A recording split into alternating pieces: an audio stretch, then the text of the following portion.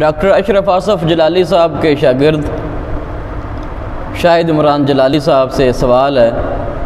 کہ آپ نے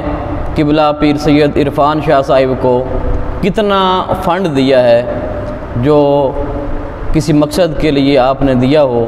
اور وہ اس مقصد پہ خرچ نہ کیا گیا ہو۔ نامکمل منصوبہ جات پروجیکٹس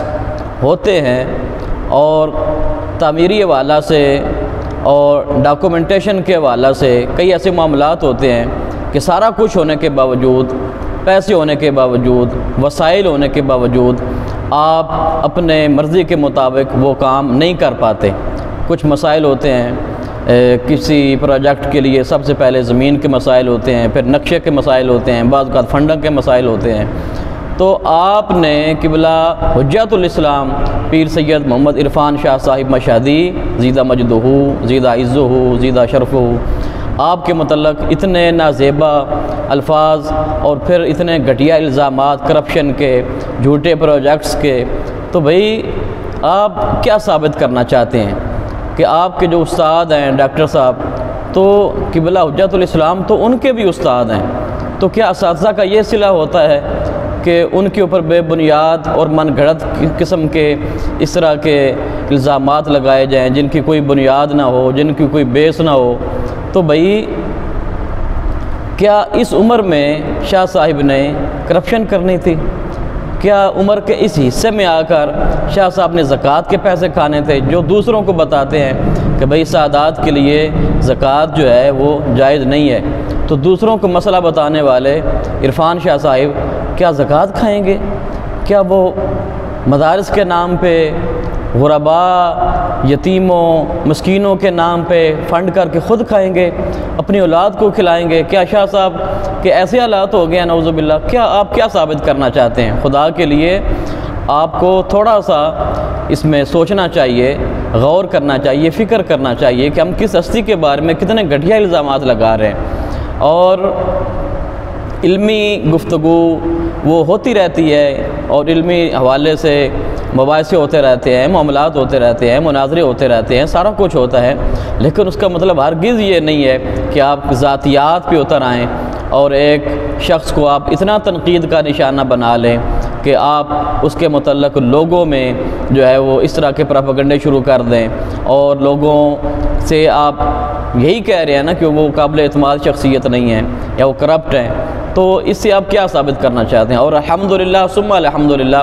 آپ کے اس پروپیگنڈے سے قبلہ حجت الاسلام کو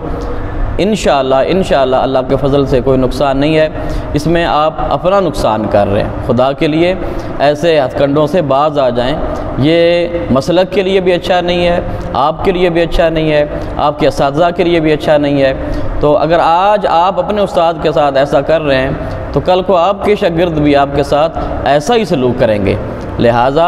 کبھی بھی کوئی بھی ایسی بات نہ کریں۔ اور پھر علماء کو تو یہ چیزیں زیب دیتی ہی نہیں ہیں کہ ایک عالم دین ہو، آپ ماشاءاللہ اپنے نام کے ساتھ مفتی بھی لکھتے ہیں اور ڈاکٹر صاحب بھی اپنے نام کے ساتھ بہت کچھ لکھتے ہیں، آپ تو ان کو امام جلالی تک کا درجہ دے رہے ہیں، تو ہمیں اس پہ اعتراض نہیں ہے اور الحمدللہ نہ یہ ذاتی طور پہ کبھی کسی کی تنقید یا تنقید کی ہے، لیکن یہ ہے کہ علمی اگر کوئی دلائل ہیں یا بات ہے تو وہ علمی سطح پہ ہونا چاہیے۔ اس کا مطلب یہ نہیں ہے کہ آپ کسی کے کردار پہ انگلی اٹھائیں اور کسی کی کردار کشی کریں، اس کا آپ کو کوئی حق نہیں ہے۔ خدا کے لیے ایسے بیانات دینے سے باز آ جائیں، یہ آپ کے لیے بھی اچھا نہیں ہے، یہ مسلک کے لیے بھی اچھا نہیں ہے، اور حالات کا تقاضا بھی یہ نہیں ہے کہ بغیر کسی دلیل کے پروجیکٹ نامکمل ہوتے رہتے ہیں، اور ایک پروجیکٹ کو مکمل ہونے میں سال سال لگ جاتے ہیں، بہت سارے مسائل درمیان میں آ جاتے ہیں۔ تو آپ نے کوئی پروجیکٹ کیا ہی نہیں ہے، آپ نے کیا کیا ہے؟ آپ کی اتنی عمر ہی نہیں ہے جتنا شاہ صاحب کا ماشاءاللہ تجربہ ہے، اور الحمدللہ اہل سنت و جماعت کو حجت الاسلام قبلہ پیر سید محمد عرفان شاہ صاحب مشہدی آپ پہ مکمل اعتماد ہے، اور انشاءاللہ جو بھی لوگ ان کو فنڈنگ دیتے ہیں اور پھر آپ نے وہ ساتھ ہار پہنے ہوئے ہیں، مالا پہنے ہوئے ہیں، اور اوپر آپ نے لکھا ہوا ہے کہ جھوٹے پروجیکٹ بنا رہے ہیں، تو جن لوگوں پہ عدم اعتماد ہو ان کو ہار نہیں پہنائے جاتے، یہ بات میں پہلے بھی آپ کو بتا چکا ہوں۔ لہٰذا ایسے الفاظ اور ایسی عظیم شخصیات کے متعلق اس طرح کے الفاظ استعمال کرنا اور ان کے اوپر الزامات لگانا یہ آپ کو زیب نہیں دیتا۔ اللہ رب العالمین ہمیں اپنے اکابرین کے ساتھ محبت و عقیدت کی توفیق عطا فرمائے۔